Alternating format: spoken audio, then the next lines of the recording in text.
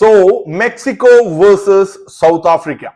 16 വർഷങ്ങൾക്ക് മുമ്പ് 2010 south Africa FIFA world കപ്പിൽ ഓപ്പണിംഗ് മാച്ചിൽ തന്നെ ഏറ്റുമുട്ടിയ ഒരു ഫിക്സറാണ് സൗത്ത് ആഫ്രിക്ക മെക്സിക്കോ. 1994 നോർവേക്കെതിരെ ഉണ്ടായ ഒരു opening match, FIFA world cup opening match പരാജയത്തിന് ശേഷം പിന്നീട് ഇങ്ങോട്ട് പരാജയമറിയാതെയുള്ള ഒരു ഓപ്പണിംഗ് മത്സരങ്ങളുടെ യാത്രയാണ് മെക്സിക്കോയ്ക്കുള്ളത്.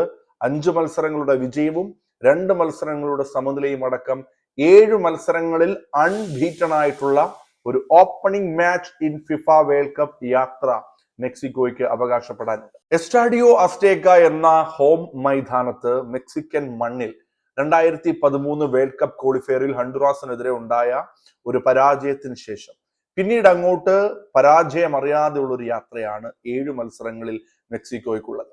അതിൽ 5 വിജയവും 2 സമനിലയും അടക്കം ആ യാത്ര മുന്നോട്ട് കൊണ്ടുപോയിക്കൊണ്ടിരിക്കുകയാണ്. സോ ഈ എസ്റ്റാഡിയോ അസ്റ്റേക്കയിൽ സൗത്ത് ആഫ്രിക്ക മെക്സിക്കോയെ നേരിടുമ്പോൾ ആ ഒരു അഡ്വാൻറ്റേജ് മെക്സിക്കോ എടുക്കുമെന്നതിൽ യാതൊരു സംശയവും വേണ്ട. നഷ്ടപ്പെടാൻ ഒന്നുമില്ലാത്തവരുടെ ഒരു മനോധൈര്യം, അത് സൗത്ത് ആഫ്രിക്കയ്ക്ക് ഒരു വലിയ ബലമാകും. ഈ ഓപ്പണിംഗ് മാച്ചിൽ ചരിത്രം കാത്തിരിക്കുകയാണ് സൗത്ത് ആഫ്രിക്കയെ. ഹോം സോയിലിൽ മെക്സിക്കോയെ പരാജയപ്പെടുത്തിക്കൊണ്ടാണ് സൗത്ത് ആഫ്രിക്ക തുടങ്ങുന്നതെങ്കിൽ ഒരു വലിയ അത്ഭുതം ഈ വേൾഡ് കപ്പിൽ സൗത്ത് ആഫ്രിക്ക തുടങ്ങി വെക്കും.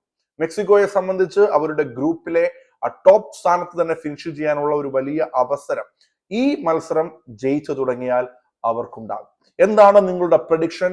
തീർച്ചയായും drop in the comment box. Thank you.